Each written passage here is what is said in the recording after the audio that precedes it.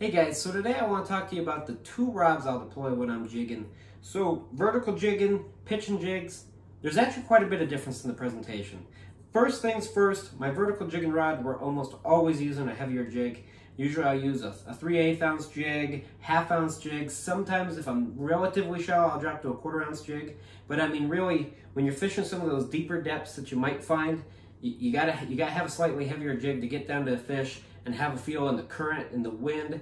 It's not always the easiest to feel what you're doing down there. That's why I like that heavier jig. But my pitching rods here, this will usually be my lighter jigs. So when I'm pitching, I'm usually using an 1/8 ounce jig. I might use a 3/16 ounce jig. In some situations, I might even drop to a 1/16 ounce jig. So this is going to be for my lighter jigs, but I still need to cast them and get my good distance out there.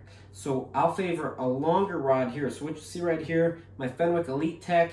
This is a 6'9" rod, medium light, extra fast. It really gets even these lighter jigs out there a really good distance. Some of these walleyes, especially out here on the Missouri River, the clear water, they can get a little boat shy, and you need to fling your jig out there to get to them. That's why I love having my braid. This is a Fireline mainline, casts really well, sensitive. You can feel everything as the jig's coming in. I still run this on my vertical jigging rod too, but as you'll see, this vertical jigging rod, shorter. This is why I like having right next to the boat. Gives me a little better rod control. So same presentation when we say jigging, but even at the same time, if I've got this one hanging as my heavy rod over the side of the boat and I'm pitching this one, it's two completely different rods, and it's kind of a different setup too. So next time you're out jigging, look at the different options out there and make sure you fit the one that fits where you're fishing. Good fishing.